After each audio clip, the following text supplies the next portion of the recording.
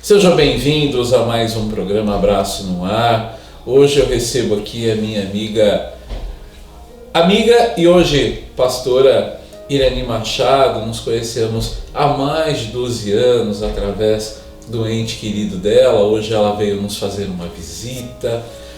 Já esteve com nós no final do ano passado, ministrando aqui os seus cultos, trazendo atendimento para os meninos. E hoje veio nos fazer uma visita para esse papo gostoso, falando sobre dependência química e a espiritualidade. Seja bem-vinda, viu? Obrigada. Olá, tudo bem? Onde nos conhecemos? Conta para os nossos amigos. Onde e que circunstâncias? A nossa história é uma história meio antiga, né? 12 anos atrás, eu lembro que meu irmão, lá no Rio de Janeiro, ele estava morando só na época por problemas de droga e álcool, né? Ele teve alguns impasses com a família, né, teve que deixar ele naquele momento porque do jeito que estava não tinha condições. Foram muitos acontecimentos e eu creio que em todos os momentos, né, além da ajuda física, a ajuda humana que você principalmente teve com a gente na época, Deus foi assim primordial em tudo, né?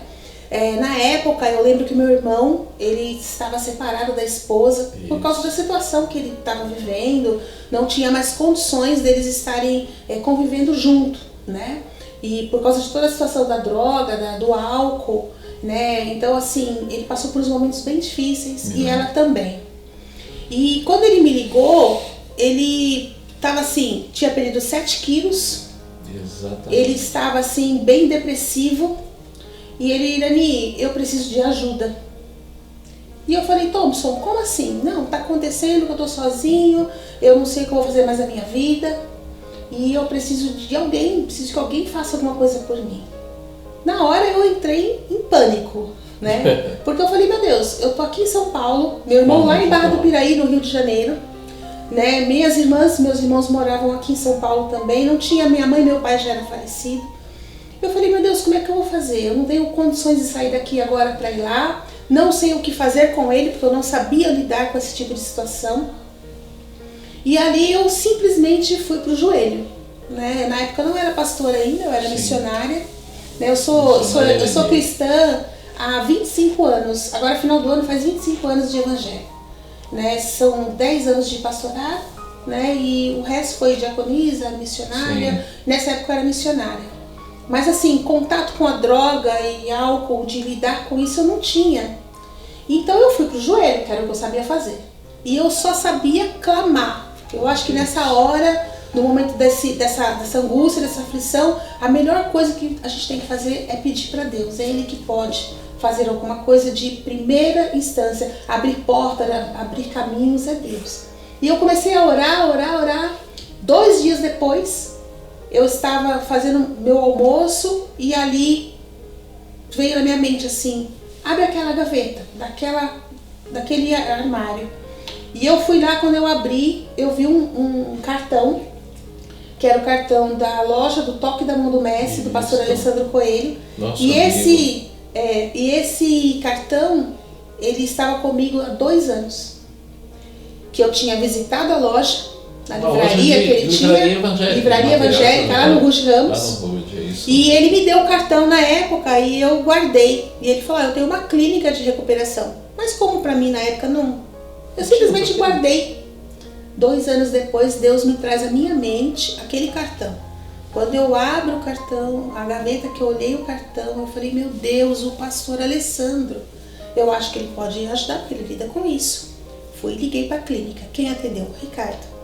Ali, Ricardo, olha, meu nome é Irani e tal, tá acontecendo isso, aquilo outro. Dá um pulinho aqui, vem aqui conversar comigo.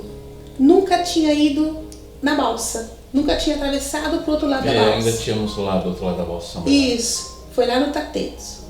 E conforme eu estava indo no meio do caminho, por isso que eu falo que o lado espiritual e o lado material, ele tem muito a ver, né? Deus, ele tá presente em tudo.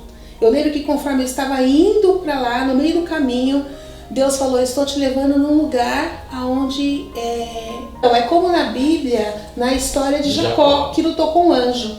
E no meio do caminho eu fui refletindo, eu pensava assim, então eu vou trazer meu irmão para cá, E meu irmão, ele vai ter, assim, dificuldades que ele vai enfrentar, mas ele vai vencer. Beleza, quando eu cheguei na clínica, conversei com o Ricardo, e o Ricardo, eu lembro que você falou assim pra mim, olha, vai até o Rio, converse com ele e fale pra ele que ele tem uma oficina, ele trabalha nesse lugar, mas essa oficina, na realidade ela vai entrar em reforma, mas a reforma não é na oficina, a reforma é com ele. Peça para ele colocar um papel dizendo, estamos em reforma. Não fecha a oficina, não venda nada, simplesmente traga ele para que a gente possa cuidar dele. E foi uma grande reforma. Foi. Cheguei lá no Rio, ele estava assim muito abatido, muito mesmo. E fui conversar com ele, dali ele me levou para ver a Cida, minha cunhada. Sim. A minha cunhada estava irredutível, não volto. Só que ali Deus começou a também fazer um trabalho na família. E através de conselhos, muitas conversas, Deus foi trabalhando tudo. Ele chegou a conversar com a sogra, com todo mundo que tinha alguma diferença. Nivelou-se tudo no reino espiritual, o perdão entrou uma harmonia, que foi a partir dali que ele conseguiu vir para São Paulo para se tratar. Ele ainda ficou lá 2 dias. Ele falou, Irani, eu não vou com você, eu vou depois. No sábado eu vou. E veio, né? E ele veio. E ele veio. E ali ele ficou o quê? 2 meses. Foram só 2 meses. Foi assim algo muito rápido que Deus fez. E foi assim algo também que principalmente precisou da ação dele, né? O quebrantamento, o entendimento de que ele precisava de ajuda, porque até então ele achava assim, eu não sou um alcoólatra, eu não sou um drogado, eu não é algo que eu extrapolei, mas eu tenho controle. E quando ele chegou lá, ele caiu em si de que ele realmente precisava de ajuda e que ele precisava, né, se submeter ao tratamento. Isso levou um tempo. Não sei se você lembra daquele momento em que ele falou, eu vou embora. E aí você chamou toda a família. Isso mesmo. E na hora você virou pra mim, pros meus irmãos, falou, ele vai pra tua casa? Não vai. Ele vai pra tua? Não vai. Ele vai pra tua? Não vai. Pra onde que ele vai? Não tem pra onde ele ir. Aí ele falou, tá bom, então vocês querem que eu fique, eu fico. E ali ele decidiu ficar por livre e espontânea pressão. Exato. E ficou e, foi algo muito tremendo que Deus fez. Esse posicionamento da família em nos ajudar, né? Sim. Não se fecha a porta do coração, absolutamente, mas se fecha a porta de casa, né? Fala, olha, não é o momento e você não vai. Aqui esse tipo de reunião, ela se dá até hoje aqui dentro da instituição. Sim. Semanalmente, aliás, diariamente, eu recebo famílias aqui onde eles se posicionam diante do filho. Não é a instituição, o psicólogo, o psiquiatra, o terapeuta que é garoto de recado. A família tem que se posicionar. Eu não quero você, não é o momento de você ir e você vai ficar se tratando. Agora, o que não dá é para a família, eu vou tentar. Não, com vida não se tenta. Tem que ter assertividade e dizer, você vai ficar sim, é pro teu bem.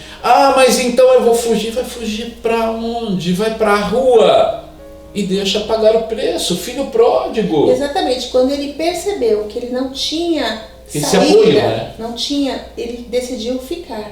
E eu lembro que passou alguns dias depois, ele mandou me chamar e em prantos, chorando, ele falou, Irani, hoje eu entendo, eu conheci a Deus. Aqui dentro eu conheci a Deus. Então assim, eu entendo que realmente ele travou uma batalha muito grande ali dentro, pela vida dele, o próprio Deus entrou em ação pela vida dele, mas houve um conjunto, né? Eu creio que a questão da adicção, ela é tida hoje como uma enfermidade, mas ela também tem um fundo espiritual, né? Qual que é a sua visão, Irani, quando se coloca que não há cura, né? Na tua visão como pastora, né, essa questão de que não há cura, o que você pode nos trazer disso? Eu creio que há cura. Amém. Por quê? Porque a minha fé diz assim, né? Eu creio que ao mesmo tempo que é uma enfermidade, porque existe a substância no organismo, existe todo esse processo que a pessoa precisa realmente de uma limpeza, né, no organismo, um tempo de reabilitação e tudo mais, mas eu creio também que há um fundo espiritual. E quando há um fundo espiritual, porque é um mal, né? É um mal, o mal está por trás disso. Só que pela palavra a gente entende que Deus, ele está acima de todas as coisas, né? Deus, ele é supremo, Deus, ele é superior a todas as coisas. E eu creio que pelo nome de Jesus, né, aquele que morreu na cruz, aquele que ressuscitou, aquele que o nome dele está acima de todos os nomes que se nomeiam, ele pode. Então, quando a pessoa ela se entrega a Deus, ela entende que ela tem uma doença, que a doença é um mal, o diabo está por trás disso, o inimigo está por trás disso, eu creio que ela consegue, com uma amplitude de tudo isso, ela consegue chegar a uma cura, sim. Porque Jesus, ele é cura, ele é vida, vida em abundância. Amém. Eu soube que na sua igreja, no seu ministério, você tem encaminhamentos, você faz encaminhamento desses meninos? Faz. Por quê? A pergunta, alguns ministérios, talvez eu esteja enganado, e ainda existe o preconceito dentro da igreja para o dependente, para aquele que chega sujo da rua, aquele que está alcoolizado, ainda existe o preconceito, porém velado, mas ele existe. Eu sei o que é isso. Na realidade, e como que é dentro do teu ministério? Na realidade, as pessoas não sabem lidar muito bem com isso. Elas têm um desejo, elas entendem que essas pessoas precisam de ajuda, mas quando a pessoa chega, há um impacto maior e que trava a pessoa e ela não sabe muito bem como resolver essa situação. Ao longo do meu ministério, eu já cheguei a levar mais ou menos umas 16 pessoas para a casa de recuperação. Eu conheço hoje pessoas que são pastores e que nasceram espiritualmente comigo, né? Eu cheguei a pegar um rapaz fugido mesmo né? Como eu falo? Fugido, né? Estava fugindo. E resgatei ele, fui no carro junto com ele. Quando eu cheguei na clínica, que o pastor chegou para mim e falou assim: não, pastora, você não entendeu, você veio junto com ele, mas o carro estava sendo perseguido e eu não sabia. Então, assim, a questão de você abrir o seu coração e fazer o que tem que ser feito, fala mais alto do que o julgamento. Quando você olha para a pessoa e julga ela primeiro, você não faz. Mas quando você abre o seu coração com amor, olha para ela e vê a necessidade que ela tem e quer ajudar e quer fazer, você simplesmente age. E Deus guarda você, guarda a pessoa e pode agir. E aí os horizontes vão se abrindo, as portas vão se abrindo e Deus vai somando as pessoas na vida e quando você vê, tudo aconteceu. É a mesma questão, eu penso assim, em relação a médico. Muitas pessoas falam assim, o médico, Deus, medicina e Deus não tem tudo a ver. Sim. Tem tudo a ver, porque quem conduz é Deus. Usa a mão do médico, usa o remédio para ajudar. Então, tudo é é complexo, né? Esse instrumento. Isso. Né? Somos eu, você e outros. Somos só instrumentos, né? Para encaminhar, para mostrar que existe um caminho pós-dependência para esses meninos. Existe uma vida pós-uso, né? E é tão tremendo, Ricardo, que quando eu internei o meu irmão, o Thompson, na mesma época que eu internei ele, passou alguns dias, as pessoas começaram a saber que eu tinha internado meu irmão. E foi algo tão tremendo que começou a brotar. As pessoas me procuravam de madrugada, as pessoas me procuravam pela manhã, ao anoitecer. E assim, eu comecei a ser movida de uma forma, e eu tinha um fôlego tão intenso em relação a isso. É algo tão lindo, esse processo de ajuda, esse processo de estender a mão. É algo tão maravilhoso que quando eu vejo eu já fiz. E ao mesmo tempo é prazeroso. Você vê a alma recuperada. Eu tenho um amigo meu, né, o pastor Jefferson, não sei se você lembra do Jefferson. Eu internei ele lá na casa do pastor Alessandro. Hoje ele é pastor, né, ele tem uma igreja, Ministério Viva. E nasceu, ele não era nem cristão. Mas né? você concorda que tem que haver verdadeiramente uma conversão? Sim. Né, do coração? Sim. E não simplesmente, não mãe, eu vou para a igreja porque agora eu paro. Não, não é isso.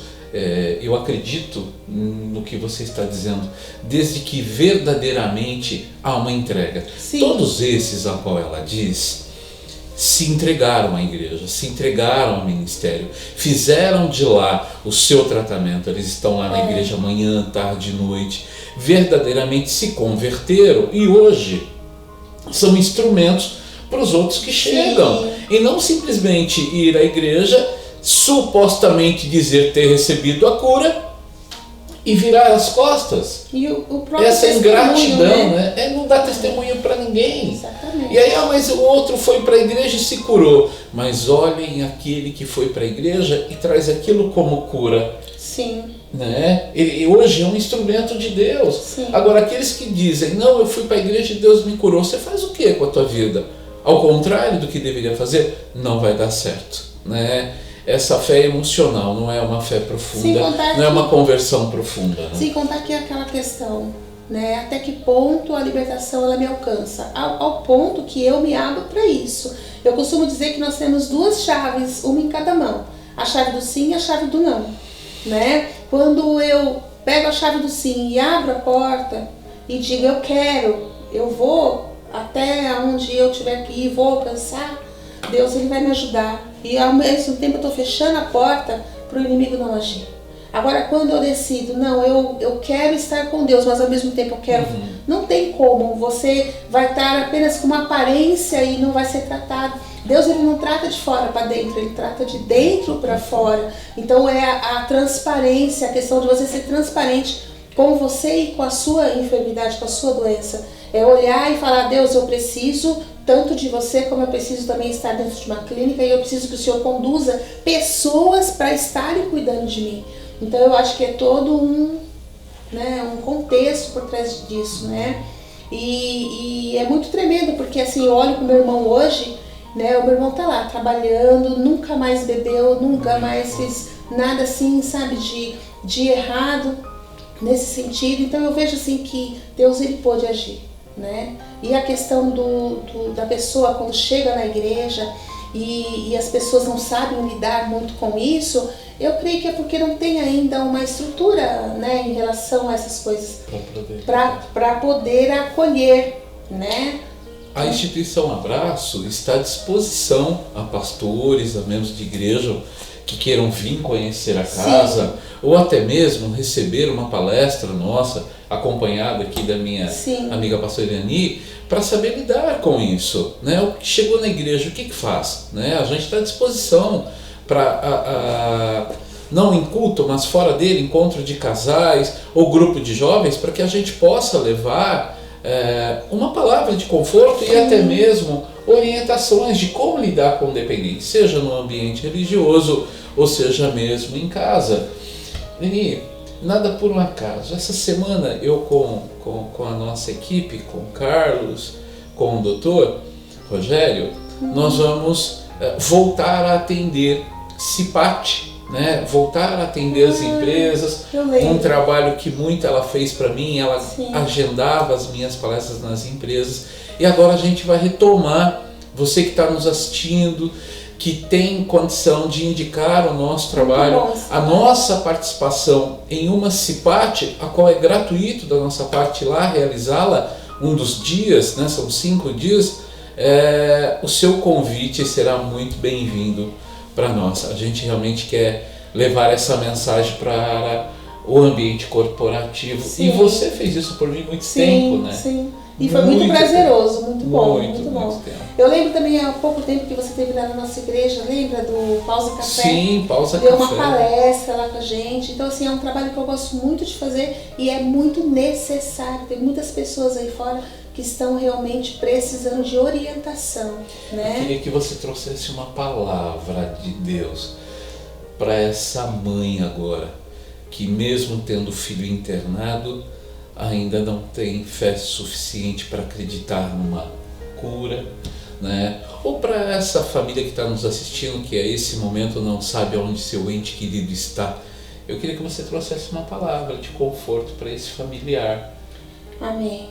A palavra do Senhor, ela diz que Deus, ele não está com os ouvidos tampados que não possam ouvir, né? E nem com as mãos encolhidas que não possam atender.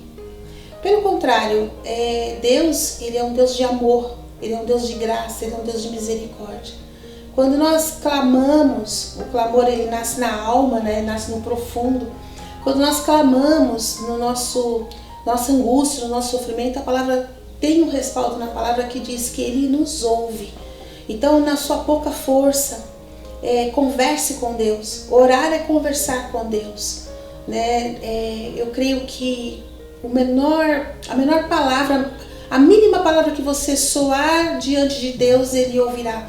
A tua lágrima que cair, ele vai colher. E ali vai começar um processo novo, né? Eu vivi isso. No meu clamor, Deus ouviu. Na hora que eu mais necessitei, quando eu internei, meu irmão não tinha internado ele ainda, né? Foi tão assim sobrenatural que aconteceu, que eu vi Deus presente na minha vida naquele momento, né? Na vida do meu irmão. O amor de Deus pode alcançar o meu irmão através do meu clamor. Então, mesmo que você esteja com pouca força nesse momento, Deus não desamparou você. Deus não te esqueceu. Pelo contrário, né? Nesses momentos que Deus só está esperando você dar a primeira palavra, chamar Ele para perto e falar para Ele: Deus, olha, eu estou aqui e preciso de você. Eu tenho certeza que a porta vai se abrir, Ele vai alcançar, né? Ainda que seu ente querido esteja longe, distante de tudo, Deus, ele é Deus de perto, Deus, ele é Deus de longe, né? E Ele pode alcançar e Ele vai alcançar. A tua fé hoje, ela pode ser uma sementinha, mas a palavra diz que se a tua fé for como uma semente de um grão de mostarda, ela pode ultrapassar com outros, ela pode, grandes coisas. Então não desista, creia. Existem pessoas como o Ricardo, lugares como aqui o Abraço. O Abraço é um lugar que eu super indico. Eu já tive aqui dentro, já convivi com os meninos, né? Trouxe ensinamento por um tempo para os meninos. Muito bom. E a gente vê o processo que Deus faz através dessas pessoas que tem aqui dentro. E é muito, muito bom, né? A gente poder confiar em Deus, acreditar. Só digo, não desista. Olhe para Deus e prossiga. A Abraço, ela surge exatamente no mês de agosto, no frio, na chuva. E eu acredito que Deus, naquela madrugada na minha vida, estava exatamente como a pastora disse: que queres que te faça? Sim. Que queres que te faça? Deus e eu tá disse para ele: eu não aguento mais. Eu não precisei ajoelhar porque eu já estava no chão, à beira da sarjeta. Eu disse: Senhor, eu não aguento mais. Me tira daqui. E Ele fez. Então eu acredito nisso. Eu sou testemunho vivo desse acreditar, dessa entrega. Mas Ele também disse: quando perder a tua vida, a encontrará. Eu tive que perder para depois encontrar. E também, Ricardo, a questão da pessoa que está nessa condição, né? Eu creio no livre-arbítrio, né? A questão da pessoa querer ajuda. Sim. A questão da tem pessoa, que ter um querer. Sabe? A decisão maior é dela, é da pessoa. O familiar pode querer, a instituição pode querer, o pastor pode querer, mas se a pessoa não decidir que ela quer ajuda, e se ela mesma não buscar essa ajuda, nada vai acontecer. Você concorda que sobre o uso intoxicado, ele não consegue ter esta sobriedade ou este momento para poder decidir? Sim. Né? Ele precisa de um tempo, 30, 60, 90 dias Sim. em abstinência, Sim. né, pastora? Para poder chegar a essa conclusão do que eu quero. Sim. Né? E esse querer, ele é motivado sim pela espiritualidade a qual nós temos aqui na casa. Assim como a pastora ministrava os cultos, hoje existem outros homens que também aqui ministram no seu Sim. culto. E eu sou, assim, extremamente agradecido pela sua vinda. Obrigada. Aqui, né? Eu disse para você hoje: olha, a nossa história ainda não terminou, né? O Thompson foi o caminho, mas Sim. a história ainda não terminou. Sim. Quero que você leve um abraço a ele, abraça um grande um grande amigo meu, Adilson, seu marido. Sim. O marido dela é um grande amigo de 1,50 m, coisa mais linda, né? Então mande um abraço a esse grande homem, né? A casa está sempre de portas abertas. Eu queria que você desse o nome, o endereço, o horário dos cultos, né? E que a pastora Irani é um canal da Abraço no meu coração. Então as famílias que desejarem bater um papo com ela, irão ter acesso a ela. Irani, quero bater um papo com você. Não tenha dúvida, ela vai recebê-los na igreja com todo amor e carinho. Amém. Então, nós estamos ali na Rua Eloy Borges, no Golden Park, aqui em São Bernardo mesmo.